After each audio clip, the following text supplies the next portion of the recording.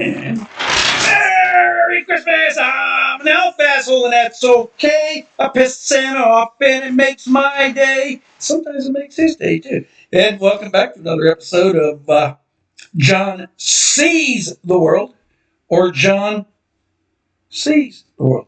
Now, see, for Christmas, I wore this specific t shirt so that all you guys out there can get a nice, healthy look at my man tits. I'm an asshole, and I'm fair to middling. Oh, shit.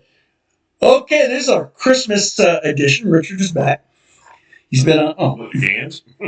he's been on hiatus. Oh, you get to watch this. This is going to be fun. No, hey, it actually worked the first time this night. I had to fight with the damn thing.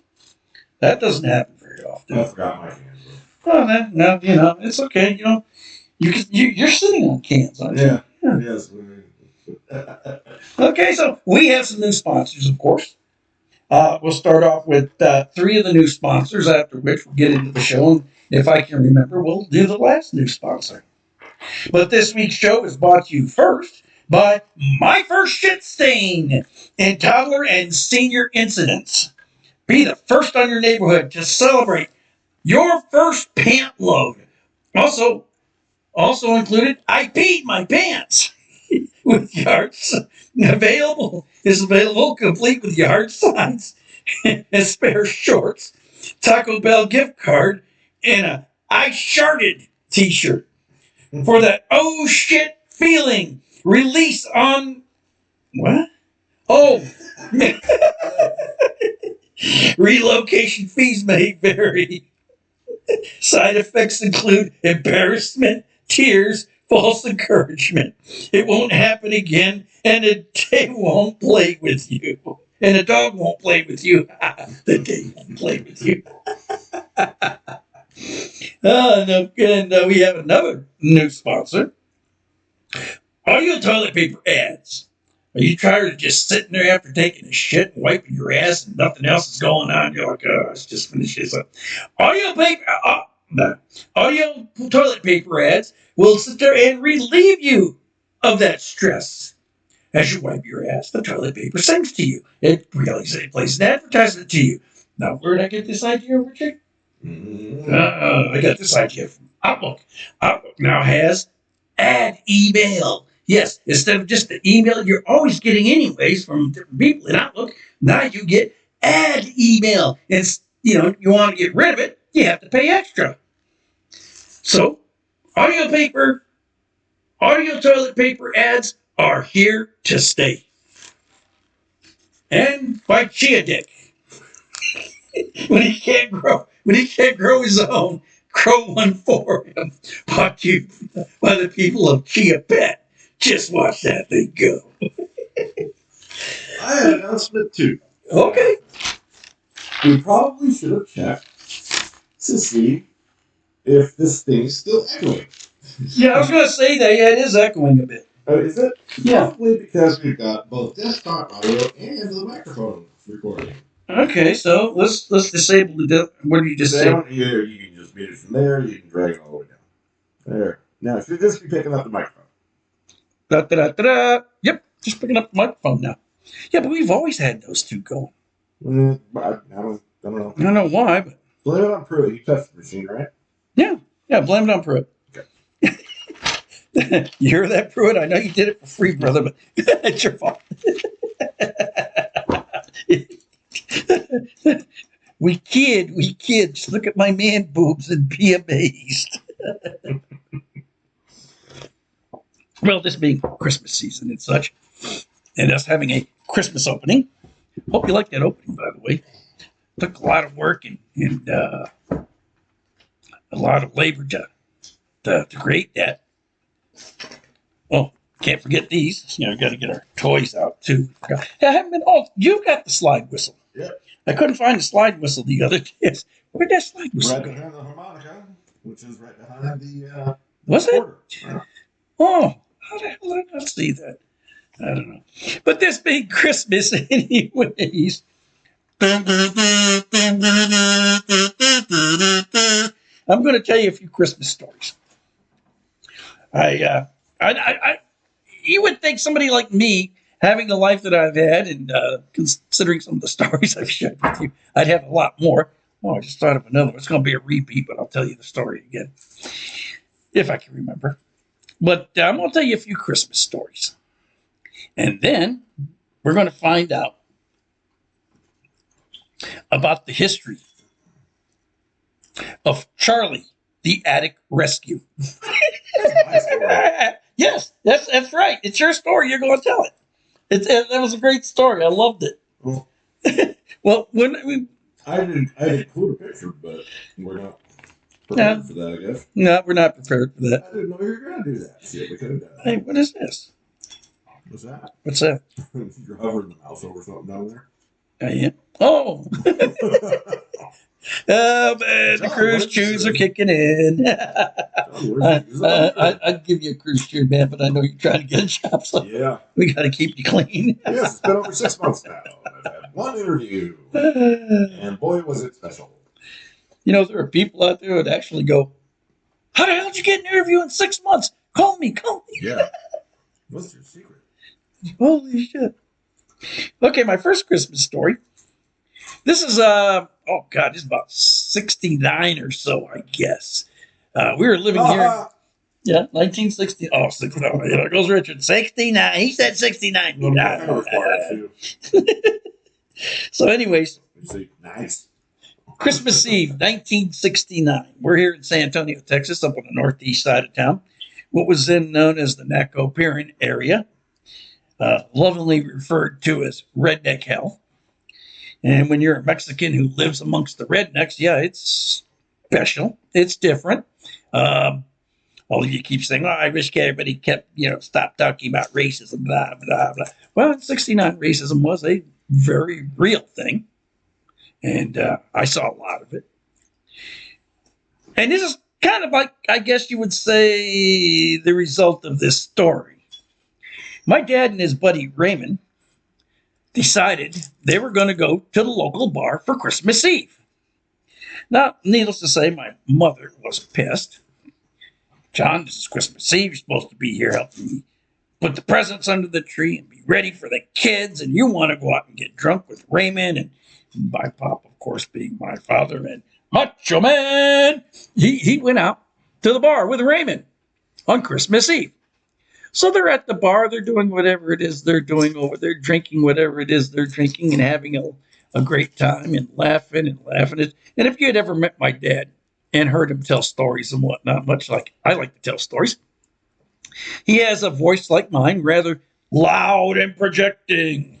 Like Richard. Richard's got that.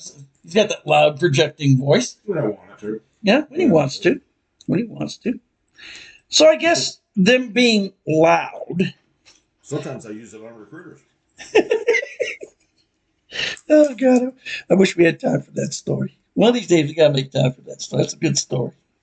That's a fun story. All right. So here they are. They're sitting in this bar, my dad and his buddy Raymond. And I guess they may have gotten boisterous and perhaps a little too loud for a couple of the good old boys in the bar. Because next thing Dad knew, he was in a fight with guys at least a foot taller than him. My poor father, he was only like 5'5". He wasn't that tall. He was a short man. And of course, my mother was a short woman. She was about 5'3". So here's my dad. He's in the bar there with Raymond. Raymond's about the same size as Dad, except he's skinny as a rail. And the next thing my dad knows, one of the rednecks popped him in the mouth, grabbed the front of his shirt, grabbed the front of his pants, picked him up, and threw him through the barroom window. About a second and a half later, Raymond comes bouncing out right behind him. And they're both laying there in the parking lot, half drunk, maybe about 2.5 miles from home. The name of the place at the time was Shorts Corners. Shorts Corner isn't there anymore. It's gone now. It was a god-awful place. You'd go in there to buy flour, and you'd get home and open the bag, and there'd be weevils in the flour and whatnot. I mean, it was not unusual, man. I mean, canned food. You know, the cans are all rusty. They ain't popping up yet or nothing, but they are all rusty. And half the time they didn't. They had a box there in the front of the cash register that had cans with no labels on them. So they'd sell those for like 15 cents a piece because nobody knew what was in them anyway. So, you know, you took your chances. You got what you got. That's the way it was. Well, it used to be that way back in the day, Yeah. My grandpa would, he opened a can of what he thought was corned beef hash. Mm-hmm. It was dog food. He started frying it. Oh, my Lord. And he's cooking it up, and he goes, taste it. He's, oh, shit. This is dog food. It's not bad. You know what? Fuck it. Yeah, it's not bad. They ate it anyway. Who knows? Well, needless to say, my father and his friend Raymond, they picked themselves up off of the ground, and the white guys are in there laughing their asses off and telling him, you know, get out of here, you wetbacks. We don't want to see no more spicks in here, and blah blah this, that, and the other. So Dad looks at Raymond. Let's get the hell out of here. Let's go home, man. Let's go home. So they come back to the house, and Raymond, he lived the next street over, almost maybe 2 houses to the left behind us. And so Raymond goes home. Dad goes home. And he comes in the door, and of course, Mom had no sympathy for that black eye and his clothes being all messed up and the scrapes on his elbows where he had hit the parking lot. He said, what the hell happened? Did you get into a fight in a bar? Yes. On Christmas Eve? Are you kidding me? She couldn't believe he'd done it. Well, needless to say. But I left. Yeah, I got out of there. Through the window. Yeah, it took him a couple of days till he told her that part. I'm just over here like munching on peanuts. That's if I'm making any noise, I don't know. No, yeah, don't worry about it. That's what this show's all about, man. We can do it. We do what we want to do. Yes, we do. See, I got my little Christmas hat on. Damn, it's still up there. Bulky, but I consider it a carry-on. I don't know if you remember that. Yes, sure too. But the funny part is, Dad didn't go to that bar for months. He stayed away from that bar, him and Raymond both. And finally, one night, Dad decided, fuck it, I'm going to go down. I got to face this gorilla. You know, I'm the one that broke the window when I went through it, so I'm the one that's going to have to pay for the goddamn thing. So he goes back, Short's Corner, guy behind the bar, the owner. He's like, well, I ain't seen you since Christmas Eve. And Dad says, yeah. And the guy's sort of giggling in his hand and whatnot. He was a redneck too, but he was the kind of redneck that got along with Mexicans. Okay, just some of them were like that. And Dad's like, yeah, man, listen, I know I haven't been coming around and whatnot, and it's already March, but I'm here to pay for the window that I got thrown through. And the guy looked at me and says, are you kidding me? He goes, what do you mean? He says, John, I'd have paid good money to see something like that. Of course, not necessarily you, but, you know, that's the way it worked out. He says, I charged those 2 assholes for that window already, and I charged them both for a full window because they threw your buddy out after you. There goes his eye. It's all right. So once again, he was able to go back to Short's Corners. You know, it wasn't much. It was a dive, sleazy little bar with a nasty little grocery store next door. What the hell? Now, when I was a kid in Alaska, my brother and I discovered Christmas one year. And we weren't even looking for it. You know, we weren't looking for Christmas. Discovered Christmas. Yeah, we discovered Christmas one year.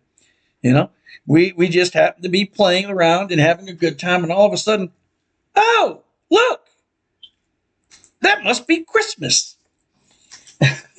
He's got this confused look on his face. Like, where the fuck is John going with this story?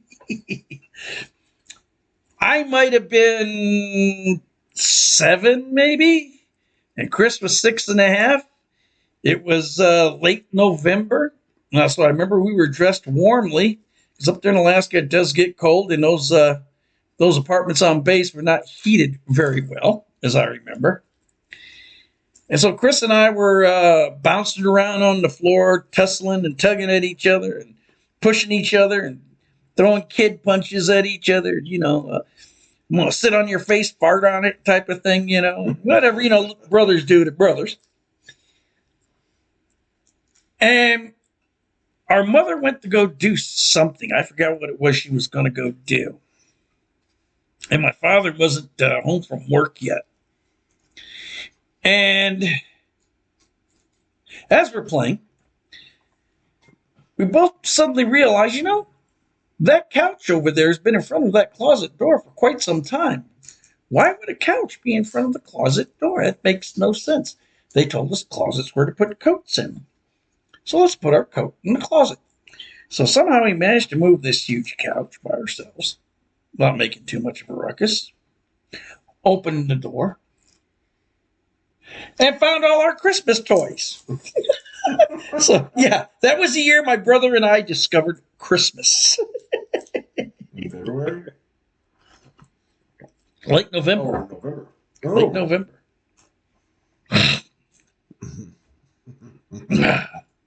Now, this next one is sort of personal. Well, they're all personal stories. But it is funny in a manner of speaking. I look back on it now and I can laugh. When it occurred, it happened. When the incident became real. I feel weird having to eat these things with two hands. They're tiny. Yeah, I know. But I was in the Navy. Yeah. What? One of my nuts dropped. No. So when's the other one drop? You're gonna have a change of voice suddenly? No, Let's I'm see. gonna put the other one in my mouth. No.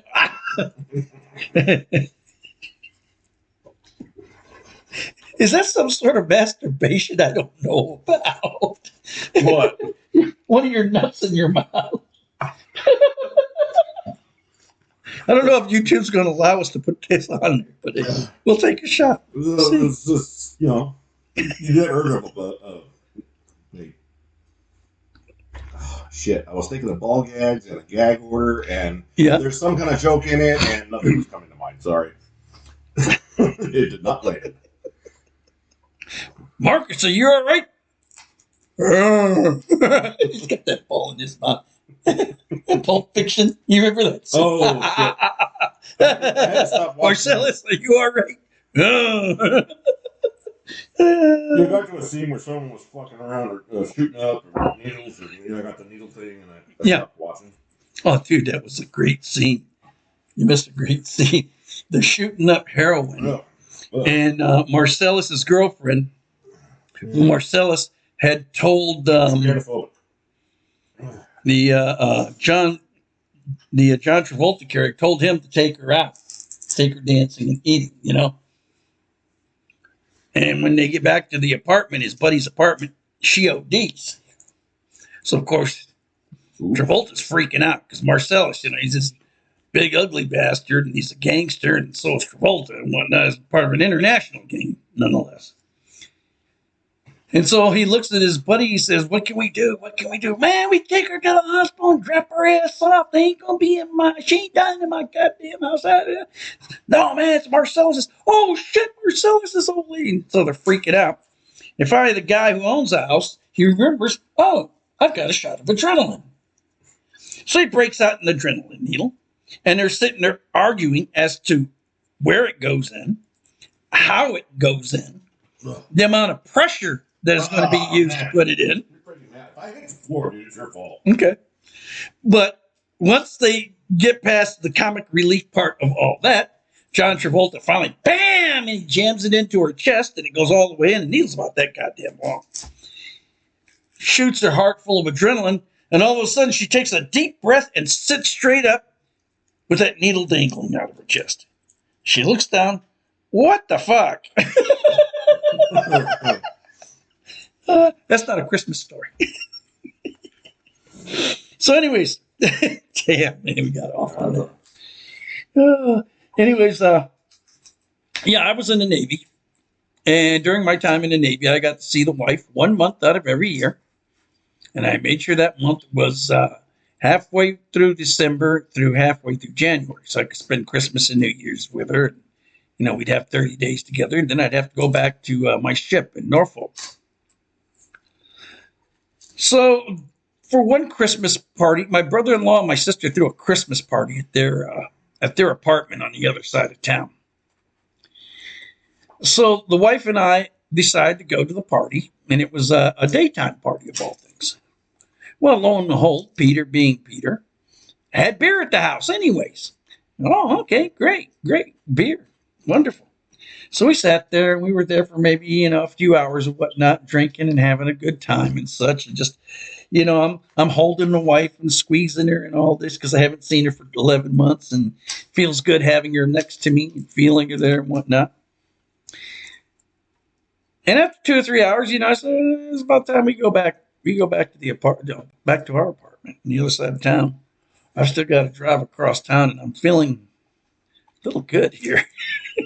I want to get too lit, So we get in the car. I managed to get us home. Yes, back in those days, I did a lot of drunk driving, admittedly. Not going to apologize for it. I did just fine. So we get home.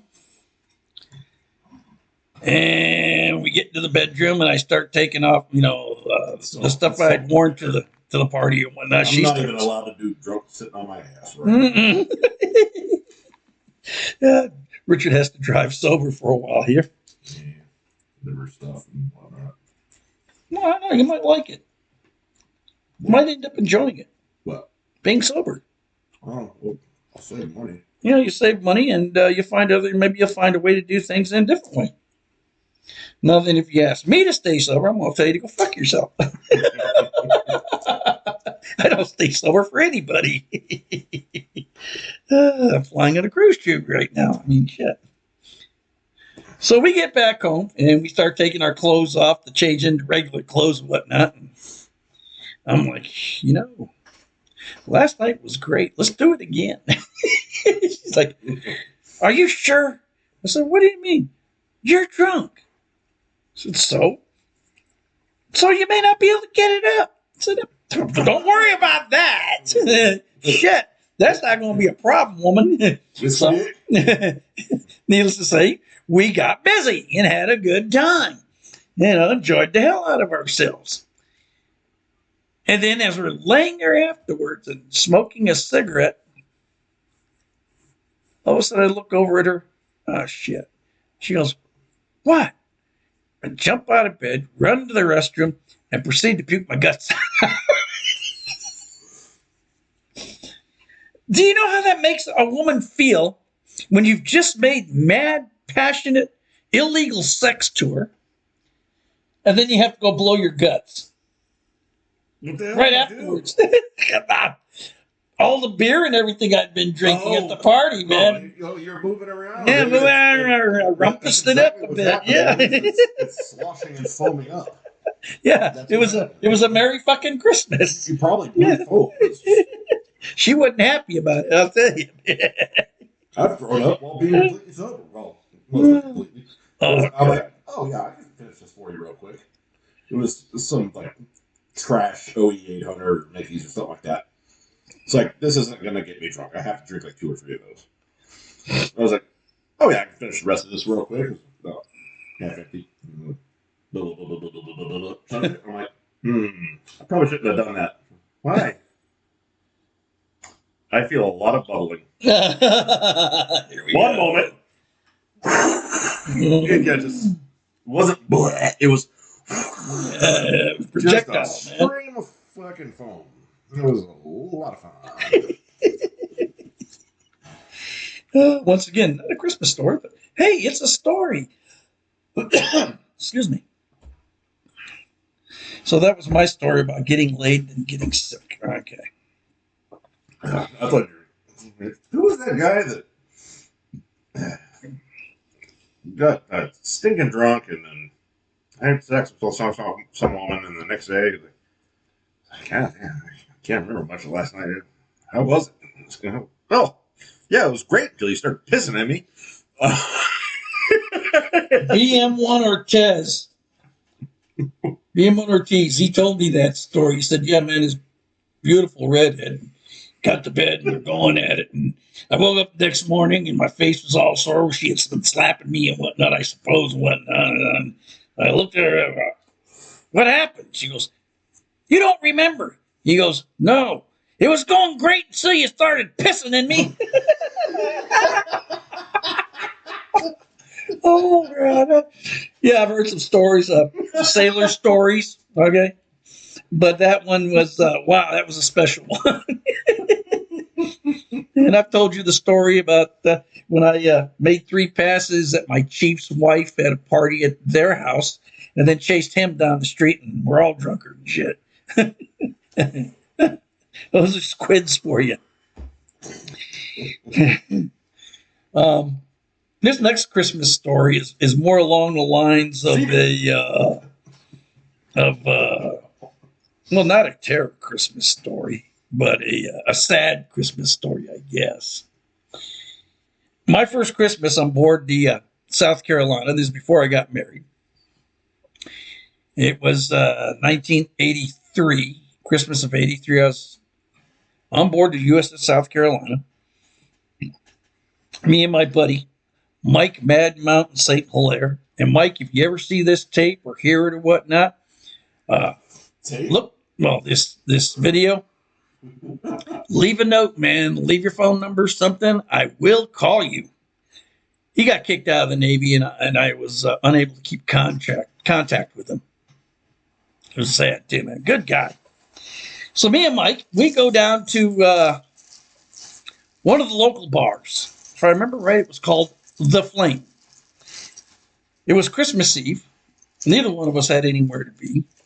Sure didn't want to be on board the ship, hell. So we went to the bar. We're in the bar. We're sitting at the booth there near the front door. And as we're hoisting beer, and I'm facing the door, Mike's got his back to it. Or he's got his back to the wall where the door is at. And as we're sitting there hoisting beers, about 2 hours into the night, the door opens. Now you're going, okay, yeah, bar doors open. People come and go all the time. Well, the door opens. And standing in that doorway was a young man, couldn't have been more than 13 years old. Short, skinny little fucker. The first thing that caught my eye was, what the hell's a kid doing coming into a bar? And believe me, I know the difference between adults and kids, and I know some adults look like kids when they're young and everything else, but no, this was a kid. You know, really about that tall. And then my eyes lost focus of his face and suddenly realized, oh shit. What I thought was a shovel for whatever reason was actually a shotgun. And he's standing here at the door like this with his shotgun in hand. Now you have to understand, you know, kids in Virginia, Texas or whatnot, we all learn how to use weapons at a very young age. And while he's standing there, he's scanning the room. He's looking for somebody. About this time, I'm crawling under the fucking table in the booth. I'm grabbing my buddy Mike's shirt and dragging him down. He's going, what the fuck? I said, shut the fuck up. He goes, what? He looks over. Oh, shit. Kid with a shotgun. I said, yeah. And look, he's looking for somebody. He's going to shoot somebody, man. It's Christmas Eve and this kid's fucking hunting. Well, luckily for us, the kid apparently didn't see whoever it was he was hunting at that time. He stepped back, the door closed, and we never saw him again. Well, needless to say, nobody wanted to leave for at least an hour or so just to make sure that he didn't think they were whoever he was looking for to shoot, and he was still out there somewhere. No, my last Christmas story would be my first Christmas in Connecticut. I went up to Connecticut early November 1988. Took a job up there at General Dynamics Electric Boat Division, working on nuclear submarines as a painter, first-class painter. Now they, see, there I go again. Now, they tried to hire me in as a second-class painter, and I told them, no, I know it, how expensive it is to live in Connecticut. You're going to get me. You're going to get a first-class painter because that's what I am. I was Navy trained. I know how to use all this equipment. So, yeah, they eventually hired me in as a first-class painter. And as Christmas came around, it began to occur to me, oh, shit, what am I going to do for Christmas? I've only made one real friend so far, and that was the lady that who was renting the apartment where I sublet a room at. And she was a nice lady, name of Sharon. One of the nicest people you ever want to meet. She's something else. And so I'm thinking, what the hell am I going to do for Christmas? A Christmas dinner. No tamales. Oh, they had tamales up there. They had a Mexican restaurant. And the first time I went to that Mexican restaurant, right there, the waiter's still there at the table. I took a mouthful and spit it back out immediately. And the waiter's like, well, what? Something wrong, sir? Something wrong? I said, you're damn right something's wrong. What the hell is this? He goes, what do you mean? It's Mexican food. No, it isn't. I'm from Texas. That is not Mexican food. Not by a far shot, man. He goes, well, you got to realize, sir, we have to cook for a lot of white people. I think, oh, shit, man. So they had tamales there, or what they thought were tamales. They were horrible. Oh, my God. It was like eating newspaper and glue. Worst thing I ever had. So I spent my first Christmas in Connecticut eating what they called a grinder, a sub, a fried clam grinder. Oh, fried clams. Oh, that's shit. Yeah, they are. Don't get me wrong. It was the first time I ever had a fried clam grinder. It was great. I loved it. So it's in a sandwich form? Yeah, they had it as a sub. Huh. Up there, they call them grinders. I may try that tonight. Yeah, they just would fry all these clams up. They'd have batter on them and whatnot, and then they'd pour them in the sandwich and put melted butter all over them, and maybe a little Old Bay seasoning. Oh, those things were good. They were real good. Well, another one thing I had to get used to up there is American cheese. I didn't know American cheese was white. Yeah. Huh. Real American cheese is white. It's not yellow. The yellow is just, what Kraft made up and went out to sell cheese, I guess. I don't know. But it was the first time I saw it was there was a guy who had a little hot dog stand outside the main gate there at the plant that we worked at. So every day we'd get off at 3:30 in the afternoon. Yeah, 3:30 in the afternoon. And sometimes you would stop there by the hot dog guy. If you didn't feel like making dinner that night, you just stopped by and got 3 or 4 hot dogs, Got them covered with American cheese. And the first time he covered it with melted American cheese, like, well, what the fuck is with the mayonnaise? Oh, no, man, that's American cheese. Oh, you one of them Texas boys. I said, yeah. He goes, yeah, that's how we make American cheese up here in Connecticut. We sell it as it's white. Well, okay. Sure. And, of course, it tasted just like cheese. But, man, the tamales were horrible. And so now, as promised, Richard's going to tell us the tale about Charlie, the attic rescue. I'll accompany him on music. Several years ago, I had been drinking. Whoa. Surprise, I know.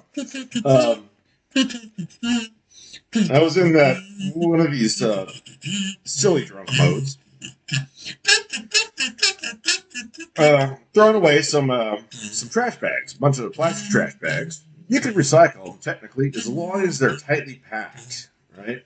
So I did a really good job, tightly packing this ball about the size of a large grapefruit.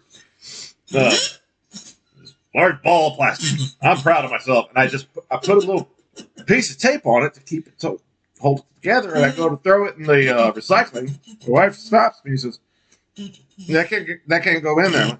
Why the fuck not? They're all packed tightly. It's just, you put tape on it. You fucked it up. I'm like, how does that fuck it up? Like, they won't recycle it if it has tape on it. Well, that's bullshit. I did such a good job here. This is a beautiful looking ball of plastic bags. It deserves to be recycled. She's like, they're not going to do it. And I was like, and I got a Sharpie. I was like, well, then I'm just going to wait until the day that they can recycle it. My son, Charlie, deserves to be recycled. And she's like, just give me the damn ball. No! And I ran to the garage, go up into the attic, and toss it as far as I can. Yeah. It was way in the back of the attic, where it has been sitting, resting amongst the all the fiberglass and whatever's up there that's been filling my lungs the past week. Rerunning a bunch of Ethernet, and yeah, finally found them. I was like, there you are. Haven't seen you in a while. So I finally got him, and rescue mission was over. He's still technically up in the attic, just top of the ladder. I took a picture of it. I can't. This is where we would show it on screen if we had. We had a picture. If I just thought, tell him, bring a picture of Charlie. Yeah, you would import it as a source here, and then you could make it visible for a second, and then. Let me see. Where's import as a source? Oh no! It's just. Okay. It requires this click, that click, the other click, and click. So. That's the story of my son Charlie, the plastic fucking ball of bags. Just ball of plastic bags. Now here's the part I don't understand. Okay? And really, how come you just didn't circumcise Charlie and take the tape off? I don't know if anybody can see that shit. There's Charlie. Charlie. My son. My baby boy. They grow up so quick. I hear they don't even recycle plastic bags anymore, so it's... Sorry, bud. I don't know. I can't bring myself to throw them in the garbage.